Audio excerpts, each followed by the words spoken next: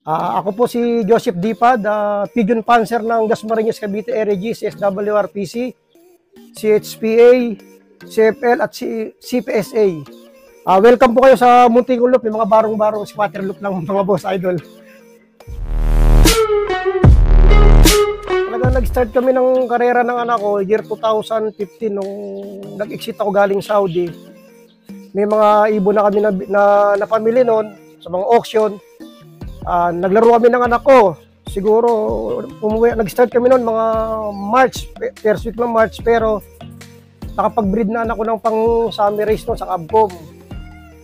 Unang laro namin sa Cabcom, talagang gulong talaga kami summer race.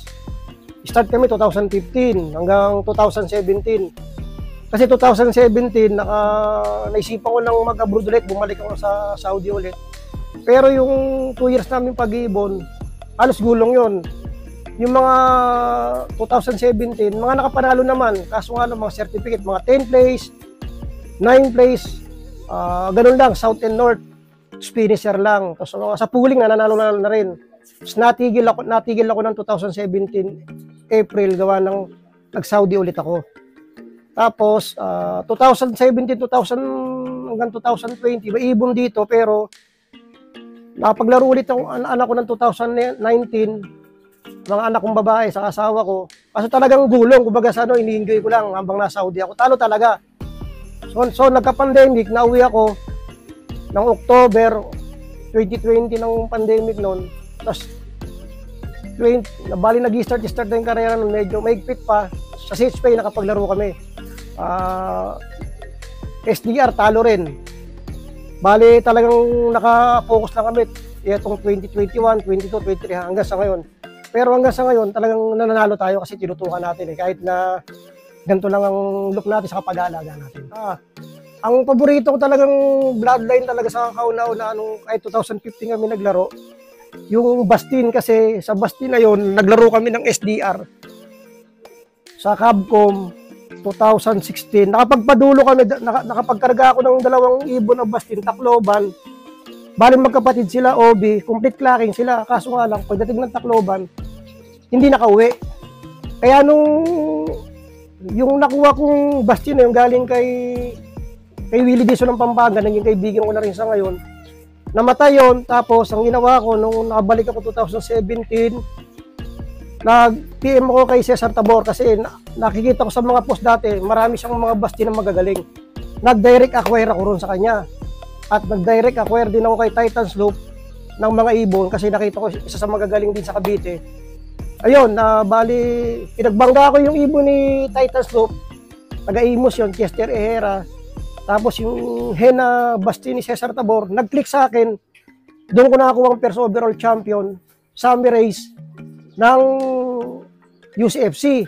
Tapos sa kabilang club naman, naglaro ko sa Cabcom, summer race din, pare summer race. Nanalo rin ako sa Cabcom. Super set winner ako ng YB category at OB category. Bali sa isang season, 2 club ang pinanalo ko. Ayun ang kauna-unang achievement ko nung bumalik ako sa paglalaro. So pwede po ba natin makita yung producer at saka yung naging winner mo? Yung winner wala na, yung nanay nandito pa, saka tatay nandito pa.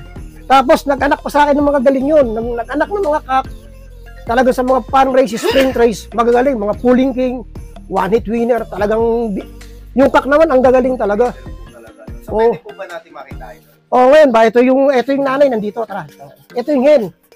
Kasi medyo sumasablay na yung hen, nag-iitlog, isa na lang Tapos maliit pa, inaanak, tapos namamatay yun, ayun yung hen. Kunin natin. Ito yung Bastin na galing kay Cesar Tabor. Medyo pinapahinga ko lang, babangga ko ulit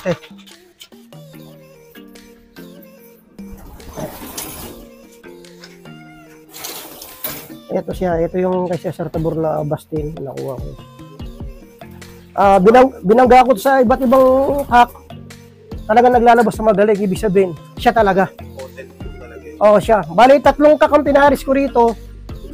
Yung unang paris niyang kak, pulling winner, one-hit winner, first overall champion ng summer race ng UCFC, tas yung mga... talaga tumatawid din ang dagat. Saka norte, saka ulan, magaling din talaga sila. Oo, So, Malaysia na po yung mga Bastin bloodline. mga basing ko. Ito yung mga magagaling sa akin. Kaso ngayon, medyo nagka-problema. Kasasalan ko nito, nag-aanak, isa lang, maliit pa yung anak. Namamatay, natapakan, hiniwalay ko. Bali, papayaya ko susunod.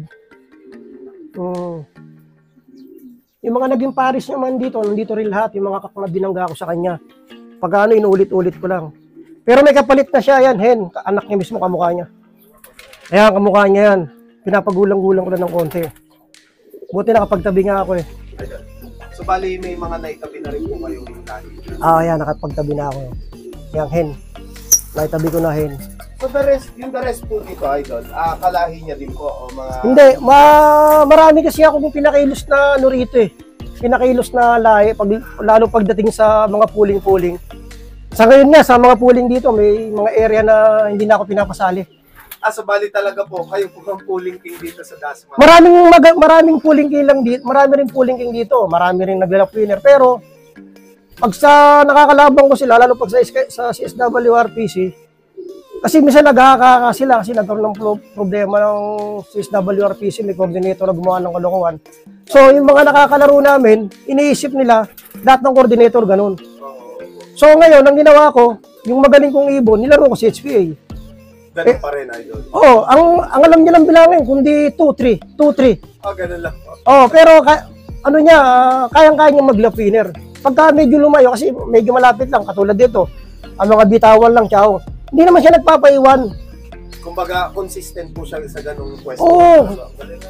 Ano na siya, halos 2 taon ko na siyang nilalaro. Talagang, karamihan, mga panres, laging 3rd overall champion. Kasi ito ngayon, ang pinakamagandang ginawa niya sa akin, sa itong South sa CSWRPC, fundraise, first overall champion siya. Coordinator Cup, first overall champion ako. Tapos simula Santo Tomas hanggang Piodoran, lagi siyang pasok sa one hit. 3 times lap winner siya. Tapos basta, di ba kasi ang one hit, 1 to 10 lagi ang premyo. Hindi siya lumalabas 10. Kukunin niya lang yan. 2-3 hanggang 6 lang siya. First hanggang 6 lang siya. Nagdududa na nga yung mga, nagdududa na sila.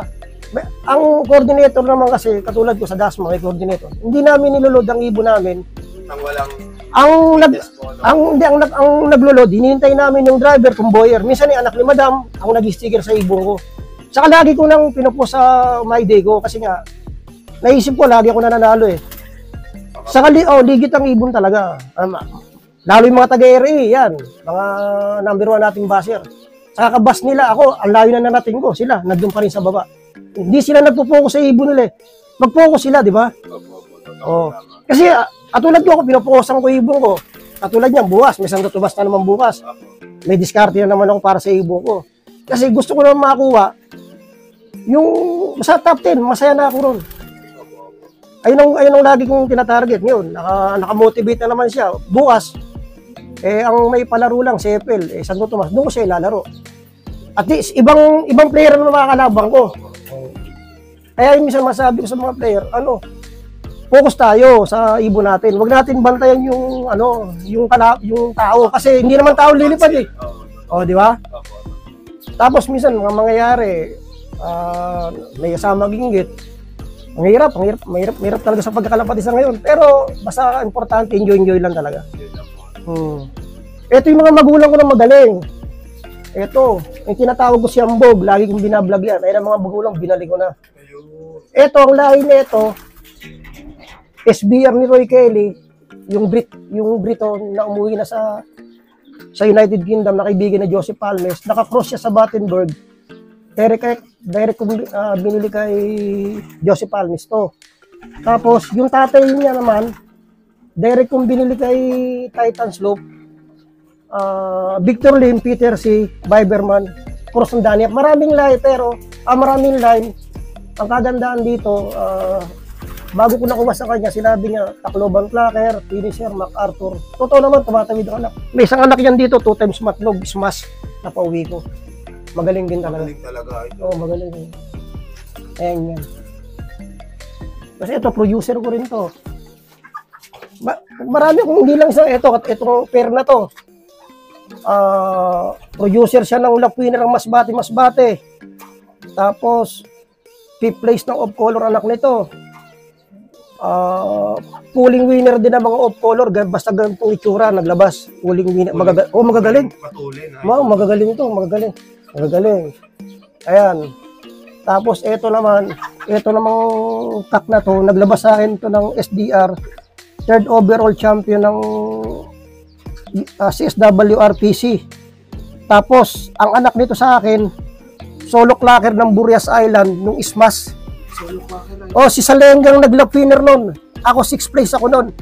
Solo clacker ako ng Cavite sa Burias Island. Burias Island. Oh, tapos ang anak nito, partaker sa akin ng super set winner, 3rd overall champion, 1st overall champion ng off-color, 1st overall champion ng knockout. Tapos yung underground dati, 3 dikit na pooling. Kinuha din. Oo, 72,000 ang kinabig ng anak nito. Kaso nga lang, pagdating ng Katbalogan, hindi umuwi. Sayang Oo, yan, nagpapalabas ako ng anak. Mga ganyan mga anak niya, mga blue bar white kite. Pag naglabas na kayo matutulin na. Oo, magagaling. Ang tatalino ng ibon. Saka talagang may sirit. Kumbaga sa madali mo ng turuan. Konting ka na lang, konting motivate ka na lang. Oo. Yung ganun. Talagang kailangan pa rin talaga tutukan for motivation para mas mapabilis. Oo. Tapos sa CHPA, nakapag 7 overall champion ako last NDR. Sa ibang club, naglaro ko ron. Ang mga magulang, nandito na. Nakaiwalay na. Hindi ko ano naman yun, ang lahi naman nun, ang nanay, Hilda, nakakross sa Tomiso, galing kay Rolando Manarin na nabili ko.